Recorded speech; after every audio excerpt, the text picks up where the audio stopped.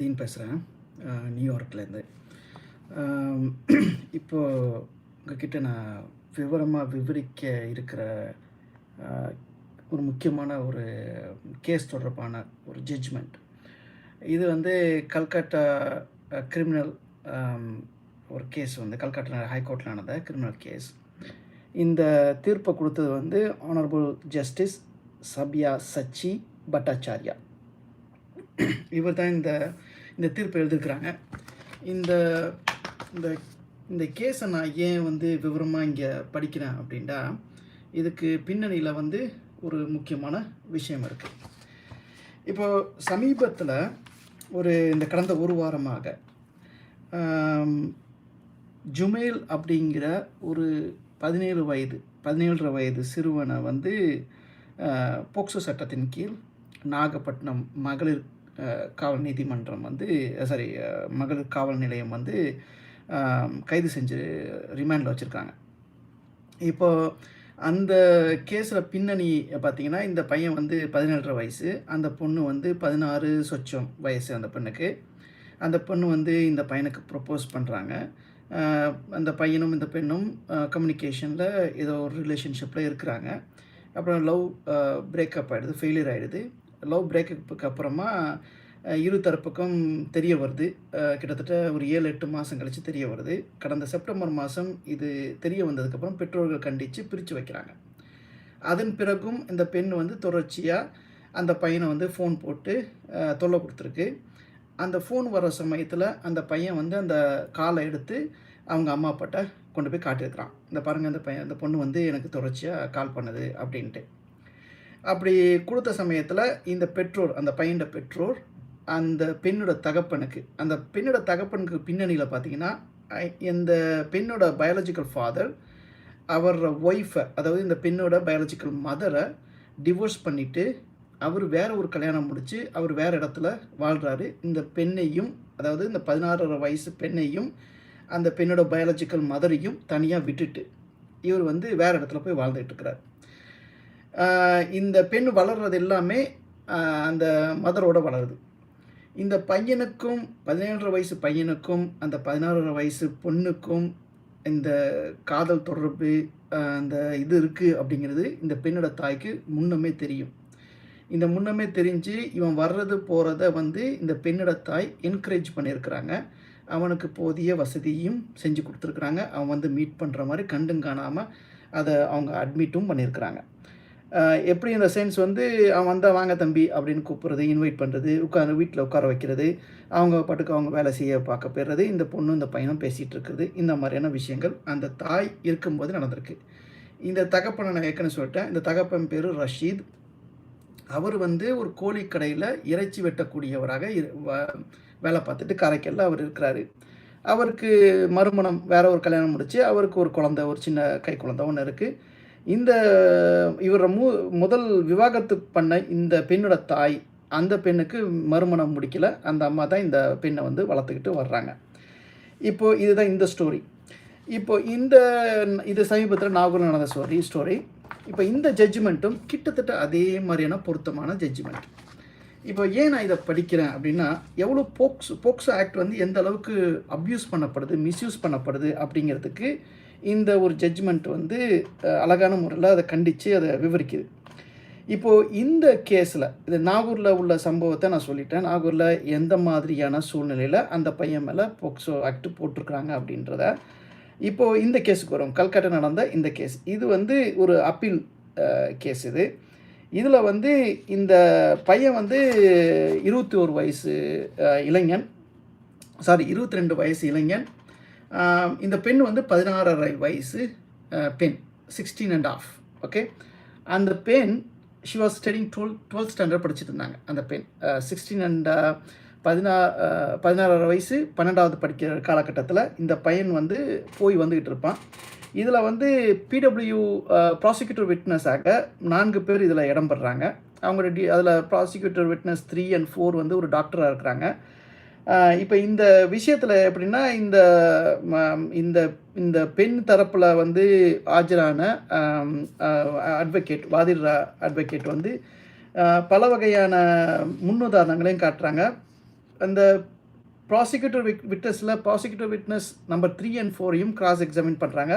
Prosecutor விட்னஸோட 3 and 4ல் 3 சொல்கிறாரு, அந்த hymen rupture ஆகி ரொம்ப நாள் ஆயிருக்கலாம் அப்படிங்கிற மாதிரி ஒரு அந்த ஆய்வில் சொல்கிறாப்புல. அதாவது பல நாள் ஆகின ரப்சர் தான் நான் பார்த்தேன் அப்படின்னு ப்ராசிக்யூட்டர் விட்னஸ்.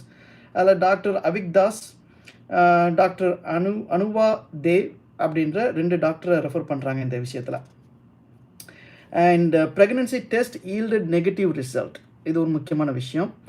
அண்ட் PW3, அதாவது prosecutor witness 3 clearly stated that the victim had admitted her prior relationship with the accused.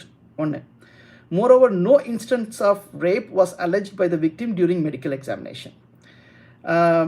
No instance of rape was alleged by the victim. அதாவது பாதிக்கப்பட்ட பெண் என்னை கெடுத்துட்டான்னு அந்த பெண் சொல்லவே இல்லை. இது ஒரு முக்கியமான point. Pregnancy test yielded negative result. The medical examination only showed that there was an old and healed tear over the hymen. This is very, இவங்களுக்கு உடலுறவு இருந்திருக்கு. இந்த கேஸில் முக்கியமே இந்த ஆணுக்கும் பெண்ணுக்கும் உடலுறவு இருந்தது அப்படிங்கிறத பேஸ் பண்ணி தான் இந்த போக்சோ சட்டத்தோட இந்த கேஸே நடக்குது. இந்த கேஸில் இந்த பையன் மேலே 376 போட்டிருக்கிறாங்க, போக்சோ போட்டிருக்கிறாங்க. எல்லாம் போட்டும் கூட ஏன் நான் இதை குறிப்பாக நான் இதை படிக்கிறேன் அப்படின்னா, இந்த கேஸை படித்து உங்களுக்கு விவரமாக விளக்கிட்டதுக்கு அப்புறமா நான் திருப்பி அந்த நாகூர் கேஸுக்கு வருவேன். அதுக்காக தான் நான் இதை படிக்கிறேன். ஏன்னா அட்வொகேட் மத்தியில் ஒரு தவறான புரிதல் இருக்குது. நான் அட்வொகேட் கிடையாது, பட் ஆனால் போக்சோ சட்டத்தை நல்ல விதமாக கிட்டத்தட்ட 9 சாப்டரையும் படிச்சிருக்கிறேன், 38 செக்ஷனையும் தரவாக படிச்சிருக்கிறேன். சாப்டர் 2ல் உள்ள அனைத்து குற்றங்களையும் அதுக்கான தண்டனைகளையும் நன்கு படித்தேன். சாப்டர் 3ல் உள்ளதும் சாப்டர் 4ல் உள்ளதையும் நன்கு படித்தேன். அப்புறமா 5, 6, 7, 8 வரைக்கும் அதுக்குள்ள அந்த ப்ரொசீஜர்ஸ் எல்லாத்தையும் நன்கு படித்துட்டு தான் நான் பேசுகிறேன். இப்போ இதில் முக்கியமான விஷயம் என்னென்னா, இது கொஞ்சம் நீண்டதெல்லாம் போகும், பட் இருந்தாலும் bear with me. Maybe you can fast forward R come later and listen to what ever it is. இதில் நம்ம பாயிண்ட் நம்பர் 7ல் அந்த பேப்பர் புக்கு பற்றி பேசுகிறேன். பேப்பர் புக் அப்பீல் கோர்ட்டில் அப்பேலண்ட் இந்த பேப்பர் புக்கு சப்மிட் பண்ணுவாங்க. அதில் முக்கியமான ஃபேக்ட்ஸ், பாயிண்ட்ஸ், டேட்ஸ் எல்லாமே இருக்கும். அப்புறம் அதில் உள்ள ப்ராசிக்யூட்டர் விட்னஸ் யார் 1 and 2 அவங்க கொடுத்த தகவல். இந்த ப்ராசிக்யூட்டர் விட்னஸில் உறவினர் யாரும் இல்லை. ஏன் டிலே ஆணுச்சு, அதாவது இந்த சம்பவம் நடந்தது, தி victim as PW2 mentioned, the time of occurrence, அதாவது PW2ங்கிறது prosecutor witness 2. The PW2 mentioned the time of occurrence to be 2 p.m. on August 12, 2017. But the complaint was lodged only on August 16, 2017. இங்கே August 12 சம்பவம் நடக்குது, ஆனால் August 16 தான் கம்ப்ளைண்ட்டை பதிவு செய்கிறாங்க. இந்த தேதி ரொம்ப முக்கியம். எதுக்குன்னா பிற்பாடும் நான் ஜுமைலோட கேஸுக்கு பிற்பாடு வருவேன். ஸோ 4 நாள் கழித்து அவங்க கம்ப்ளைண்ட்டை பதிவு செஞ்சுருக்கிறாங்க. The cross-examination of the victim PW2, prosecutor witness 2, shows that PW2 admitted that she mentioned the matter to her mother around 4 to 5 p.m. and at about 7:30 to 8 p.m. that the same day the victim's brother, mother and father allegedly asked the accused to marry the victim. However, such statements were not corroborated by PW1. Keep in mind. So அப்புறம் இப்போ the learned counsel அவங்களோட வக்கீல், the learned counsel for the appellant argues, இது point number 11ல் வரும் இந்த ஜட்ஜ்மெண்ட்டில். As such, learned counsel for the appellant argues that none of the ingredients required to be proved for either of the charges were established beyond reasonable doubt in the present case, even sufficient to raise a presumption under section 29 of the POCSO Act. In the section 29 of the POCSO Act என்ன சொல்லுதுன்னா, ஒருத்தர் மேலே நீங்கள் பாக்ஸோ சட்டத்தை புகுத்திட்டீங்கன்னா, court will presume that you are guilty and now you are liable to prove your innocence. நான் case வருது கோர்ட்டுக்குன்னா, court ஆட்டோமேட்டிக்கலாக நீ குற்றவாளின்னு கோர்ட் முன்முடிவுக்கு வந்துடும். இப்போது அந்த யார் மேலே குற்றம் சுமத்தப்பட்டவர் தான் நிரபராதின்னு ப்ரூவ் பண்ணணுன்ட்டு இதை ரிவர்ஸ் லயபிலிட்டி, ரிவர்ஸாக அவர் ப்ரூவ் பண்ணணும் அப்படின்ற மாதிரி தான் இந்த போக்சோ சட்டம் சொல்லுது. இது வந்து எப்போ பொருந்தோம்னா, எப்போ உங்களுக்கு வந்து லிட்டிகேஷன் எப்போ வந்து அந்த ஹியரிங் அந்த கோர்ட்டோட இது ஸ்டார்ட் ஆகிடுச்சோ அப்போ தான் அது பொருந்துமே தவிர பெயிலில் பொருந்தாது இன்னொரு ஜட்ஜ்மெண்ட் சொல்லுது. ஓகே, எனவே keep that point. Section 29 presumes that alleged accused person is presumed that he is guilty and he is now liable to prove his innocence. Section 29 of POCSO Act. Anyway, learned counsel for the state at the outset submits. Outset na munname. Outset submits that the victim was proved to be a minor at the time of the offense, and even if the victim had consented to the offense, the same is not material at all. அப்படின்ட்டு வக்கீல் வாதாடுறார். என்ன வாதாடுறாருன்னா, submits that the victim was proved to be minor. Yes, அந்த பொண்ணு 16 வயசாக இருந்தது அது நடக்க போகும்போது. இங்கே அந்த பெண்ணு ஒப்புதல் கொடுத்தா கூட அது இங்கே ஏற்றுக்கொள்ளக்கூடாதுன்ட்டு அந்த வக்கீல் வாதாடுறார், அந்த பெண் தரப்பு வக்கீல் வாதாடுறார். அடுத்த வாதாடுறது அவர் வாதாடுற point. Learned counsel for the state further contends that the delay between the alleged incident and the complaint was justified as there was an attempt to give the victim in marriage to the accused. அதாவது ஏன் அந்த தாமதத்துக்குரிய காரணமாக வக்கீல் சொல்வது என்னவென்றால், அவங்க கல்யாணம் முடிச்சுக்கிறதுக்குரிய பேச்சுவார்த்தை நடத்தி கல்யாணம் முடிச்சுக்க அப்படின்னு சொல்லி அந்த 2-3 நாளில் அந்த பேச்சுவார்த்தை நடந்ததுனால அதனால தான் தாமதமானச்சு வந்து கம்ப்ளைண்ட்டை ஃபைல் பண்ண அப்படிங்கிறாங்க. which is perfectly credible considering the present social structure of rural India, which is fine. No problem. It is further contended that, point number 14, it is further contended that as per the law, there is no option before the court than either to uphold the punishment for the entire time of 7 years, which was a minimum sentence of this section 376 of the IPC, or total acquittal, the latter being improbable in the circumstance of the case. Okay, that's point number 14. Learned counsel for the state. இதெல்லாம் வந்து வக்கீல் முன்னுக்கு வைக்கிறார். Learned counsel for the state cites judgment of the Supreme Court reported AAR 2001 SC 2075 State of Himachal Pradesh versus Gyan Chand, and submit that all proposition involved in the present case have been covered in the said judgment. It was held in paragraph 14 of the said report that conviction of an offense of rape under 376 of IPC can be based on the sole testimony of the prosecutrix, right? Such as, the sole testimony of the prosecutrix corroborated by medical evidence and other circumstances such as the report of medical examination, etc. If the same is found to be natural, trustworthy, and worth being relied on, if the evidence of the prosecutrix inspires confidence, the Supreme Court held it must be relied upon without seeking corroboration of a statement in material particulars. Okay. For example, in paragraph 15 of the said report, it was held that the absence of marks of external injuries on the person of the accused who was grown up is not fatal to prosecution under section 376 IPC. என்ன சொல்றாருன்னா, அந்த காயங்கள் அது இதெல்லாம் வந்து material evidence எல்லாம் இது பொருட்டல்ல அப்படிங்கிற மாதிரி கொண்டு போகிறாங்க. சரி, இதெல்லாம் கொண்டு போகிறாங்க. In case of offences under 376 இதெல்லாம் வாதம் வைக்கிறாங்க. அப்பீலில் இந்த பெண் தரப்புலேருந்து வைக்கக்கூடிய வாதங்கள்.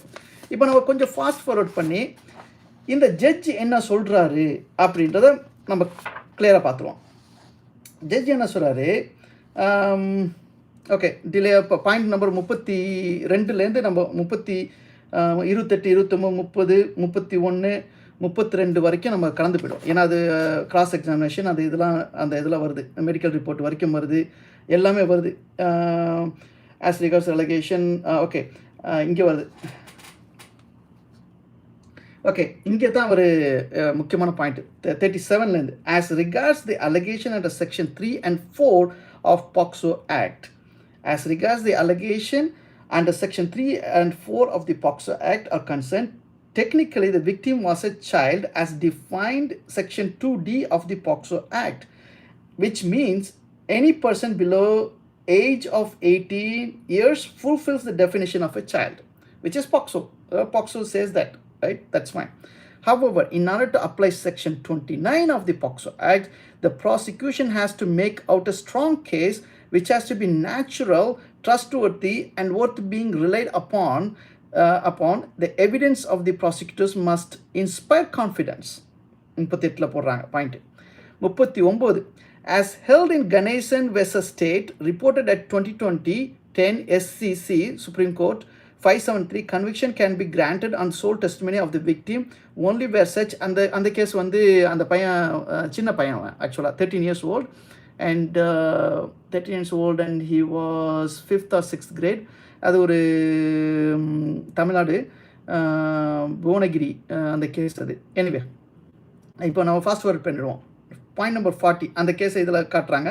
அதுக்கு நம்ம அது சொல்கிறாங்க அதுக்கும் இதுக்கும் உள்ள வித்தியாசத்தெல்லாம். Section 3 of the POCSO Act on the other hand describes penetrative sexual assault as follows.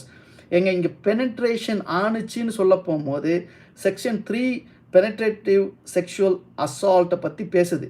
Section 3 penetrative assault, section 4 aggravated penetrative assault, section 5 sexual assault, aggravated section 6 aggravated sexual assault, section 7 sexual harassment, and section 8 and 9 producing pornography. இப்படிலாம் வரும் அந்த whole child pornography அப்படின்னு போவோம் அந்த sections எல்லாம். Anyway இதில் வந்து they are only describing what is section 3 is all about penetrative sexual assault. Okay, that's totally fine. The point number 41, the punishment of such offense is described in section 4 of the POCSO Act. ஏன்னா section 3 and 4 வந்து section 3 வந்து உங்களுக்கு வந்து குற்றம், section 4 வந்து குற்றத்துக்குரிய தண்டனை, section 5 வந்து அடுத்த குற்றம், section 6 வந்து அதுக்குரிய தண்டனை, இப்படி மாறி போகும். ஸோ வரிசையாக வராது குற்றத்தை. ஐ மீன் 5 பிரிவாக பிரிச்சிருப்பாங்க குற்றத்தை.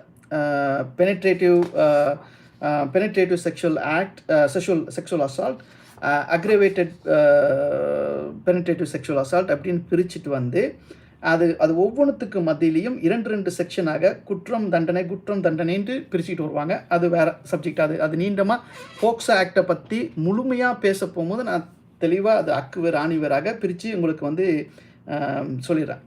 இப்போ வந்து இந்த கேஸ் தொடர்பாக பார்ப்போம். இவர் என்ன குறிப்பிடுறாரு இந்த ஜட்ஜ் அப்படின்ட்டு, இந்த தீர்ப்பில் என்ன குறிப்பிடுறாங்க அப்படின்ட்டு. The prerequisite of penetrative sexual assault is penetration, which in the present case was of the penis of the accused as per the prosecution case. இங்கே penetration sex அப்படிங்கிறது it was not an object, it was a penis of the accused. குற்றம் சுமத்தப்பட்டவரோட ஆண் உறுப்பு as per the prosecution case அப்படின்னு 42ல் சொல்கிறாங்க. 43ல் appropriate connotation of child and penetration as defined in POCSO Act have to be read in proper perspective. Again 43ல் படிக்கிறேன். The appropriate connotations of child and penetration as defined in POCSO Act have to be read in proper perspective. இது நாகப்பட்டினம் மகளிர் காவல் நிலைய இன்ஸ்பெக்டருக்கு இது முக்கியமாக இந்த பாயிண்ட்டை நான் எடுத்து வைக்கிறேன். ப்ளஸ் இதை அந்த பெட்டிஷனராக இருக்கக்கூடிய அட்வொகேட் ஃபாத்திமாவுக்கும் இந்த பாயிண்ட்டை நான் முன்னிறுத்துகிறேன். Point number 43. The appropriate connotation of child and penetration 2 keyword இருக்கும். As defined in POCSO Act have to be read in proper perspective. Okay, since section 29 casts a reverse liability on the accused to prove his innocence, since section 29 of POCSO Act casts a reverse liability on the accused to prove his innocence. புரிஞ்சிருக்குன்னு நினைக்கிறேன். Section 29 என்ன சொல்லுதுன்னா reverse liability போடுது. அந்த பொறுப்பை வந்து அந்த குற்றம் சுமத்தப்பட்டவர் மேலே போடுது அப்படின்ட்டு சொல்லிட்டு, which is contrary to the normal rule of evidence in criminal jurisprudence, right? Which is contrary. இது நார்மலாக உள்ள கிரிமினல் ஜூரிஸ்ப்ரூடென்ஸ்க்கு நேர் எதிரானது. Okay, the same has to be interpreted strictly and applied in the appropriate sense as intended by the legislator. Okay, legislature. 44. The POCSO Act was rightly introduced to offer protection to innocent children from several offenses. இதெல்லாம் நோக்கத்தை மீண்டும் emphasise பண்ணுறாங்க. POCSO ஆக்டோட நோக்கத்தை மீண்டும் emphasise பண்ணுறாங்க. However, However, a draconian interpretation of the provisions thereof would merely convert it into a tool of abuse of the process of law. This is what I meant. This is what I mean. However, a draconian interpretation of the provision thereof would merely convert it into a tool of abuse of the process of law, instead being a protective shield against the defenseless minors. And this is what I'm saying, that all of you lawyers had been using this POCSO Act for all the law failures in the town, which is against the law of POCSO Act 2012 and amended obviously in 2019. Okay. Now, 45வது point படிக்கிறேன்.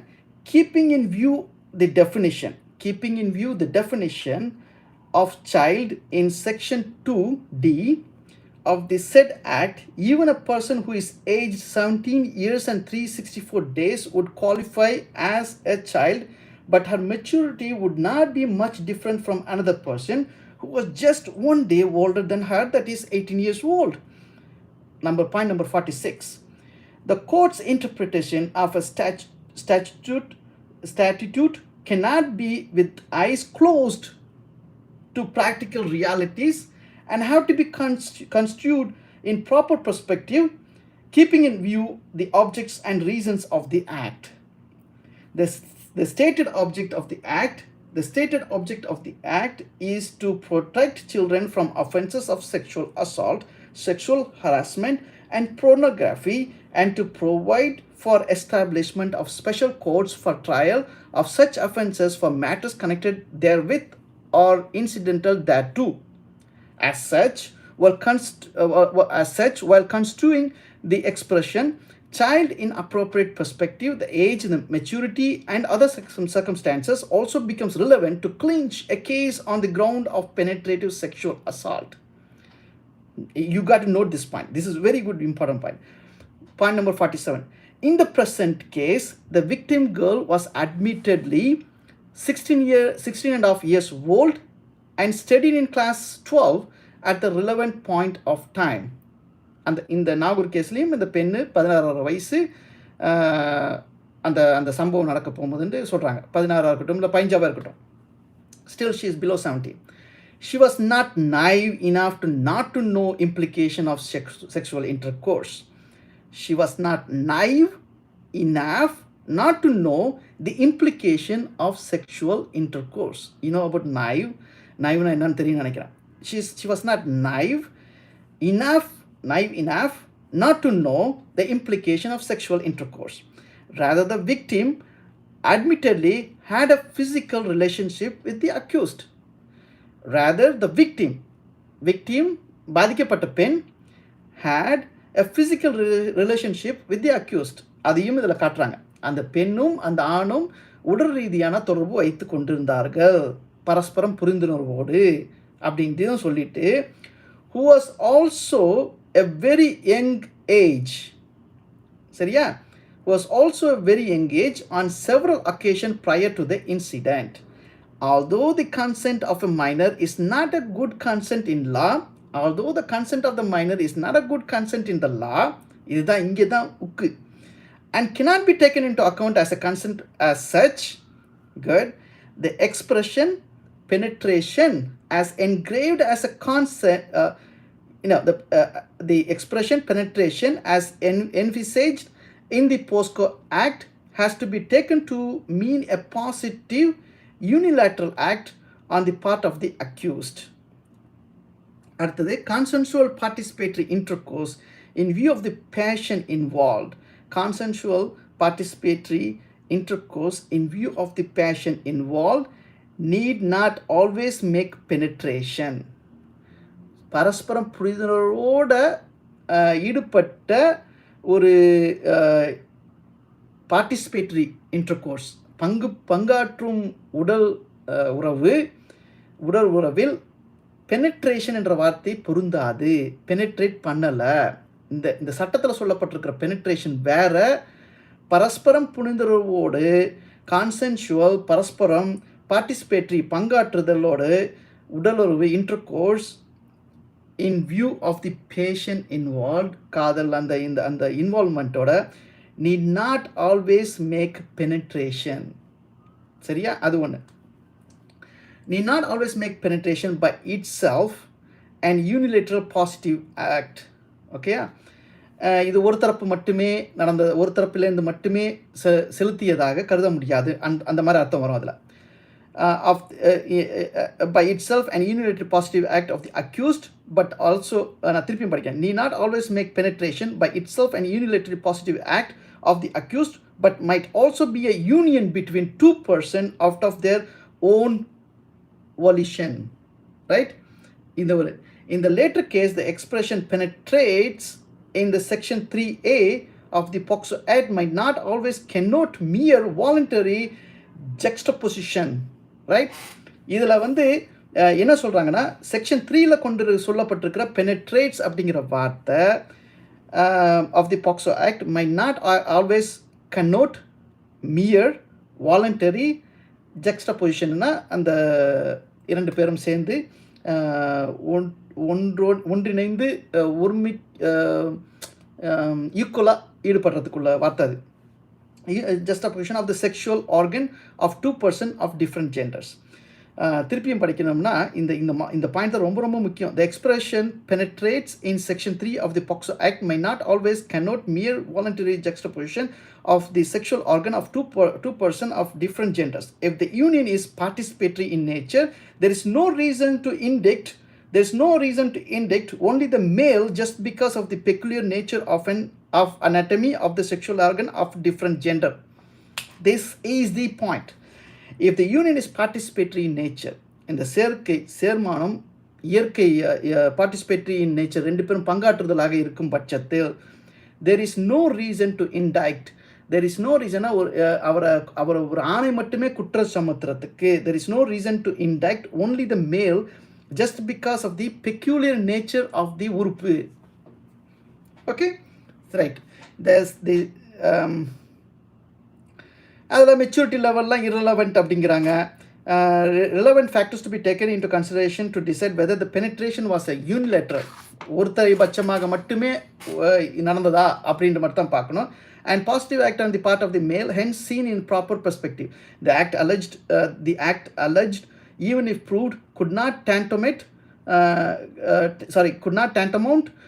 to penetration sufficient to attract section 3 of the POCSO Act, keeping in view the admitted several prior occasion of physical union between the accused and the victim and maturity of the victim.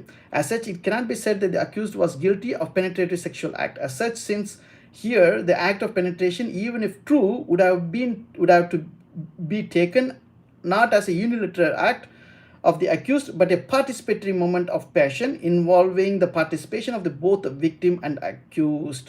இதில் ஒருத்தன் மட்டுமே உள்ளுக்குள்ள அத்துமீறி நுழைத்தான் என்ற பொருள் கொள்ளக்கூடாது. மாறாக இரண்டு பேருமே பார்ட்டிசிபேட் பண்ணி உடல் ரீதியான உறவில் ஈடுபட்டார்கள் என்று தான் கருத வேண்டும். அதனால் பாக்ஸோட செக்ஷன் 3A இதில் பொருந்தாது.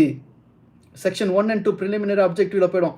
செக்ஷன் 3ல தான் இந்த பெனிட்ரேஷன் இது வரும். Although the question of consent ஒப்புதல், although the question of consent does not arise in case of a minor, உண்மைதான், in order to attract section 361, minor consent அதில் பொருந்தாது of the IPC, it had to be established that the alleged offense was committed against the will of the victim. இதில் பாதிக்கப்பட்டவரோட வில்லுக்கு எதிராக நடந்ததாக prove பண்ணணும். Read in conjunction the provision of section 361 of the IPC and section 3 of the POCSO Act ought to be construed on a similar footing and cannot incriminate the accused of a voluntary joint act of sexual union. அப்படியே போகுது. டோட்டலாக இது தொடர்ச்சியாக 50, 51, 52 அப்படின்னு போய் இந்த point இதில் முடியுது. இதில் முக்கியமான பாயிண்ட் நான் எங்கே சொல்ல வரேன்டா, இந்த செக்ஷன் 3 பற்றி Hon'ble Justice Subyasachi Bhattavharyya அவர்கள் சொன்ன விளக்கம் இதுதான் இங்கே முக்கியம். இங்கே போக்சோ ஆக்ட் போகிறது. இப்போ நேராக நம்ம நாகூரில் நடந்த கேஸுக்கு வந்துடுவோம். நாகூரில் நடந்த கேஸ், நாகூரில் போடப்பட்டிருக்கிற அந்த பையன் மேலே அநியாயமாக போடப்பட்டிருக்கிற கேஸில் முக்கிய விஷயம் என்னென்னா, அந்த பையனை வந்து இந்த பொண்ணு வந்து வலிய லவ் ப்ரொபோசல் கொடுக்குது. லவ் ப்ரொபோசல் கொடுத்துட்டு அதை தொடர்ச்சியாக தன்னோட பெண்மையை காட்டி அவன் ஈர்க்குது. அந்த பெண்மையை ஈர்க்கிறதன் அடிப்படையில் அந்த ஆண் வந்து அந்த பெண்ணை நோக்கி மயக்கம் ஏற்படுது. ஆப்வியஸ், அது வயசு கோளாறு. அதுக்கு துணையாக நின்றது அந்த தாய். இது ஒரு கட்டத்துக்கு அப்புறம் பெற்றோர், அந்த பையனோட பெற்றோர் வந்து கண்டிக்கிறாங்க. அந்த பெண்ணோட தரப்புலேருந்து கண்டிக்க சொல்கிறாங்க. அமைதியாக போயிடுது. திருப்பியும் இந்த பெண் வந்து காலை இனிஷியேட் பண்ணுது, ஃபோன் போடுது இந்த பையனை நோக்கி. இந்த பையன் வந்த ஃபோன் காலை எடுத்து கொண்டு போய் அம்மா அப்பாட்ட கொடுத்துட்றான். இது ஒரு பக்கம். இதை கொடுத்ததுக்கப்புறமா பெத்த தகப்பன் போய் அந்த பொண்ணை அடிக்கிறாரு. அந்த அடித்ததுக்கப்புறமா அந்த பெண்ணு வந்து தெருவில் போகும்போது இந்த பையனை பார்க்குது ரோட்டில். அவனை ஏதோ சத்தம் போட்டு கத்திக்கிட்டு அந்த பையனை தாக்குது, கன்னத்தில் அறையுது. அவன் திருப்பி அடிக்கலை. அவன் வந்து என்னை இது மாதிரி பண்ணிட்டா, அசிங்கப்படுத்திட்டா அப்படின்ட்டு அந்த பையன் வந்து வெக்ஸா போய் அவன் மெட்ராஸ் போயிடுறான். மெட்ராஸ் போனதுக்கப்புறமா இந்த இன்ஸ்டாகிராமில் யாரோ அந்த பொண்ணை பற்றின ஃபோட்டோவை பதிவேற்றம் பண்ணியிருக்கிறாங்கன்றது ஒரு குற்றச்சாட்டாக இந்த பெண் தரப்புலேருந்து வைக்கிறாங்க. ஆனால் அந்த குறிப்பிட்ட இன்ஸ்டாகிராமு அந்த பையனை தானான்றது நிரூபிக்கிறதுக்கு தனியாக ஒரு இன்வெஸ்டிகேஷன் வைக்கணும். ஆனால் அதே அக்கௌண்ட்டில் எந்த லொக்கேஷன்லேருந்து ஐபி அட்ரஸில் லாகின் பண்ணாங்க, யார் லாகின் பண்ணால், அந்த ஜோன், அந்த ஜியோகிராஃபிக்கல் ஐபி அட்ரஸ் எல்லாம் வேணும். ஏன்னா இந்த ஒரு குறிப்பிட்ட இன்ஸ்டாகிராமோட பாஸ்வேர்டு அந்த பெண்ணுக்கும் தெரியும், அந்த குறிப்பிட்ட இன்ஸ்டாகிராமோட பாஸ்வேர்டு. அப்போது யாரோ ஃபோட்டோ போட்டுட்டு இந்த பையன் மேலே கூட பழி போடலாம். இப்படி இருக்கும் பட்சத்தில் இந்த பையன் வந்து அந்த ஃபோட்டோவெல்லாம் பதிவேற்றம் பண்ணிட்டான் அப்படிங்கிறது தான் குற்றச்சாட்டு. அதில் தான் ஐடி ஆக்டு 67 போட்டிருக்கிறாங்க. ஐடி ஆக்ட் 67, ஆமாம் 67 போட்டிருக்கிறாங்க. இப்போது ஐடி ஆக்ட் 67 ஏன் போட்டாங்கன்னா, இந்த மாதிரி ஃபோட்டோவெல்லாம் ஆன்லைனில் போட்டதுன்னு. ஐடி ஆக்ட் 67 சொல்கிற விஷயம் வந்து ஒப்சீனா, இந்த அறகுறையாக ஒருத்தர் நியூடாக இல்லை ஒரு காம்ப்ரமைஸ்டு சுச்சுவேஷனில் அண்டர் கார்மெண்ட்ஸோட ஒரு கேவலப்படுத்துகிற மாதிரியான ஃபோட்டோக்கள் போட போகும்போது அது தான் அந்த செக்ஷன் விவரிக்குது. அது கொஞ்சம் வேகாக இருந்தாலும் மிச்ச சுப்ரீம் கோர்ட்டு தெளிவுரைகளில் நம்மளுக்கு என்ன அந்த 76 என்ன சொல்ல வருதுன்றது நம்மளுக்கு தெரியுது. இது ஒரு பக்கம். இப்போ இதன் அடிப்படையில் இப்போது இந்த நாகப்பட்டினம் மகளிர் காவல் நிலைய பெண் இன்ஸ்பெக்டர் அவங்க வந்து சந்தான மேரி, அவங்க வந்து இந்த போக்சோ வந்து இந்த பையன் மேலே போடுறாங்க. போட்டுட்டு என்ன செய்கிறாங்கன்னா, வெர்ஜினிட்டி டெஸ்ட் எடுத்தோம், ஹைமன் உடைஞ்சிருந்துச்சு, அதனால் இவன் தான் காரணம் அப்படிங்கிற மாதிரி ஒரு முன்முடிவுக்கு வர்றாங்க. இந்த முன்முடிவு இந்த கேஸில் இருக்கிற மாதிரி ஹைமன் உடஞ்சிருந்துச்சுனாக்கா, அப்படியே இருந்தாலும் அது பெனட்ரேட்டிவ் செக்ஸா 3A அப்படிங்கிறத அவங்க குறிப்பிடணும். அதை அவங்க குறிப்பிடல. அப்படியே இருந்தாலும் பரிசோதித்த டாக்டர் ஒரு விட்னஸாக கொண்டு வரணும் இந்த கேஸில். ஏன்னா அது எவ்வளோ நாள் கழித்து உடஞ்சது, எப்போ உடஞ்சதுன்றது தெரிய வரணும். அதுக்கு முன்னாடி வந்து ஏன் இத்தனை மாதமாக அப்படியே அட்டெம்ப்டட் பெனட்ரேட்டிவ் செக்ஸுன்ற மாதிரி கொண்டு போனாங்கண்டா, இந்த போக்சோ அடிப்படையில் 3A கொண்டு போனாலும் சரி, அக்ரவேட்டட் பெனட்ரேட்டிவ் செக்ஸ்ன்னு கொண்டு போனாலும் சரி, அல்லது செக்ஷுவல் அசால்ட்டுன்னு கொண்டு போனாலும் சரி, அக்ரவேட்டட் செக்ஷுவல் அசால்ட்டுன்னு கொண்டு போனாலும் கிட்டத்தட்ட 3 மாதங்கள் ஏன் அமைதியாக இருந்தார்கள், பிரிஞ்சு போய் ஏன் அமைதியாக இருந்தாங்க. செப்டம்பர் மாதம் ஏன் மிஸ்டர் முகமது கனி மூலயமா இந்த பெண்ணோட தகப்பனார் 3000 ரூபா கேட்டு விட்டார் மருத்துவ செலவுக்கு, ஏன் அதுலேருந்து போன வாரம் வரைக்கும் அமைதியாக இருந்தாங்க. ஏன் அப்படி போக்சோ ஆக்ட் பிரகாரம் நீங்கள் போக்சோ ஆக்டில் வந்து உங்கள் மகளை வந்து இந்த பையன் வந்து கெடுத்துட்டான் அப்படின்ற மாதிரி கொண்டு போனீங்கன்னா ஏன் இவ்வளோ காலதாமதம்? இந்த விஷயத்துக்களுக்கெல்லாம் அவங்க வந்து பதில் சொல்லணும். ரெண்டாவது, அந்த பையனுக்கும் அந்த பொண்ணுக்கும் ஏற்கனவே பேச்சுவார்த்தை, தொடர்புகள், நட்புறவுகள் இருந்ததுன்றத அந்த பெண்ணோட தாயார் மூலியமாக திட்டவட்டமாக தெரிய வருது. இன்னும் சொல்லப்போனால் அந்த தகப்பனோட ஸ்டேட்மெண்ட்லேயே கூட நம்மளுக்கு கிளியராக தெரிய வருது. அந்த ஸ்டேட்மெண்ட்டில் வந்து எப்படி அவங்க சொல்கிறாங்கண்டாக்கா, நான் உங்களுக்கு ப்ளே பண்ணியே காமிக்கிறேன் அந்த ஸ்டேட்மெண்ட்டை. அது முக்கியமான ஸ்டேட்மெண்ட், அதனால் உங்களுக்கு நான் அதை கண்டிப்பாக ப்ளே பண்ணி தான் ஆகணும். ஏன்பா ஃபோன் அடிச்சுக்கிட்டே இருக்க, என்ன காலையில் மெசேஜ் இருந்தாங்களா? ஃபோன் அடிச்சுட்டு என்ன சரி போட்டு விட்டியா இல்லையா? என்னதை போட்டு விடா? வாட்ஸ்அப்பில் அனுப்புனத. ஸோ இதில் வருது. ஆனால் ஆக்சுவலாக நான் ப்ளே பண்ணுறது வந்து அந்த பார்ட்டிசிபெண்ட்டாக இருக்கக்கூடிய அந்த நபருக்கு வந்து அவர் தான் பேசுகிறார். 2 தரப்பு 2 ஆட்கள் பேசுகிறாங்க. அந்த 2 ஆட்கள் பேசுகிற விஷயத்தில் வந்து நான் இந்த அந்த ரஷீத், அந்த பெண்ணோட தகப்பனார் ரஷீதுங்கிறவரும் அவர் தான் பேசுகிறாரு. போட்டு விட்டியா இல்லையா அப்படின்னு கேட்குறதும். அது போக வந்து அது எதிர்முனையில் பேசுகிற வேற ஒரு நபர் வந்து அவரோட நண்பர், அவர் பேசுகிறாரு. இந்த இந்த 2 விஷயத்துலேயும் இவங்களுக்கு மத்தியில் அவர் விருப்பப்படுவாரா இதை வந்து வெளிப்படையாக பேசுகிறதுக்கு அப்படிங்கிறது ஒரு சர்ச்சைக்குரிய விஷயமா இருக்குது. அதனால் நான் வந்து அதை I'm not going to like ஒரு சில விஷயத்தை மட்டும் என்னால் ப்ளே பண்ண முடியும், மிச்ச விஷயத்தை என்னால் ப்ளே பண்ண முடியாது. எனிவே ஸோ அது கேட்டுட்டு ப்ளே பண்ணுறேன் இன்னொரு கட்டத்தில். இல்லைனா இந்த ஹோல் ஆடியோவை அப்படியே தூக்கி ஆன்லைனில் போட்டு விட்ருவேன். ஏன்னா அதில் இந்த விஷயத்தில் அவர் ஒப்புக்குவார். அந்த ரஷீத் அப்படிங்கிறவர் இதில் முழுமையாக அவர் ஒப்புக்கொள்வார். ஆமாம், என் பொண்ணுக்கும் பையனுக்கும் அந்த பையனுக்கு தொடர்பு இருந்துச்சு, அது எனக்கு தெரியும், நான் கண்டித்தேன், 1 மாதத்துக்கு முன்னாடி கண்டிச்சிட்டேன். அதுக்கப்புறம் என் மவ தான் அது கெட்ட வார்த்தையை சொல்லி என் மவ தான் திருப்பியும் ஃபோன் போட்டால் அவனுக்கு, அதில் இருந்தால் அந்த பிரச்சனை ஆரம்பமானுச்சுன்னு அவரே ஒப்புக்குவார். அப்போது இந்த கேஸில் இருக்கிற மாதிரியான முகாந்திரம் தான் அதுலேயும். அப்போ இவ்வளோ ஒப்புக்கிட்ட இந்த பெண்ணோட தகப்பன் திடீர்னுட்டு போக்சோவில் போடணும் அப்படின்னு சொல்கிறது நோக்கம் என்னென்னா 10 லட்ச ரூபா கேட்குறாரு. 10 லட்ச ரூபா கேட்குறாரு. 2வது வந்து இந்த இந்த பையனை வந்து ஜெயிலில் வச்சே ஆகணும், பழி வாங்கணும் அப்படிங்கிறாரு. அல்லது அவன் திருமணம் முடிச்சுக்கிறேன்னு எழுதி கொடுக்கணும் அப்படிங்கிறாரு. ஸோ ஒன்று 10 லட்ச ரூபா கொடுக்கணும், இல்லை திருமணம் முடிச்சுக்கிறேன்னு எழுதி கொடுக்கணும் அப்படிங்கிறாரு. இப்போ இந்த பையனுக்கு 17 வயசு.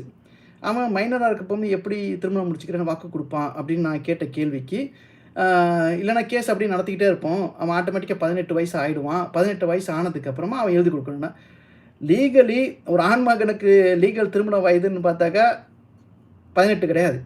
ஏன்னா அப்போ இவங்க கணக்கு பிரகாரம் என்னென்னா ஒரு 3-4 வருஷம் கேஸை இழுத்துக்கிட்டே இருப்போம். அப்போ எப்போ அவன் டேர்ன் ஆகுறானோ, மேஜராக ஆகுறானோ, அப்போ வந்து நம்ம அவன்கிட்ட வந்து திருமணம் செஞ்சு வைக்க நம்ம வந்து ஒப்புதல் வாக்குமூலம் வாங்கி திருமணம் பண்ணி வச்சுருவோம் அப்படிங்கிறார். எதாவதுன்னா இந்த பெண்ணோட இந்த பெண்ணோட ஃபேமிலி வந்து நத்திங் டு டூ ஃபேமிலி. அந்தளவுக்கு ஒரு பெரிய செல்வம்லாம் இல்லை.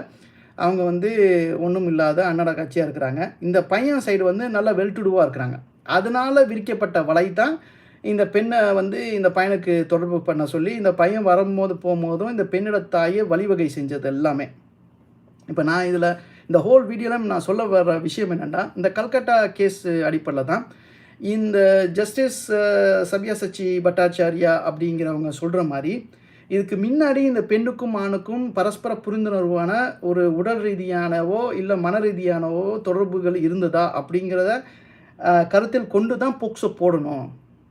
ஏன்னா இந்த போக்சோவில் வரக்கூடிய செக்ஷன் 3A, செக்ஷன் 3, 4, 5, 6, 7, 8, 9, 10 எல்லாமே இந்த விஷயத்தில் இந்த ஜுமைல் கேஸில் எதுலையுமே எதுவுமே நடைபெறவே இல்லை, நிகழவே இல்லை.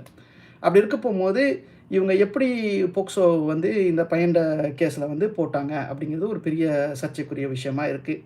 ப்ளஸ் இதை வந்து கோர்ட்டில் இதை வாதிட போகும்போது இதை மேற்கோள் காட்டி தான். ஏன்னா இப்போ இந்த செக்ஷன் 3லேயும் சரி, செக்ஷன் 4லேயும் சரி, செக்ஷன் 5லேயும் சரி, செக்ஷன் 6, 7, 8ல் வரக்கூடிய அல்லது 9, 10ல் வரக்கூடிய செக்ஷன் 9, 10ல் வரக்கூடிய எந்த விதமான குற்றங்களும் ஜுமைல் கேஸில் நடைபெறலை.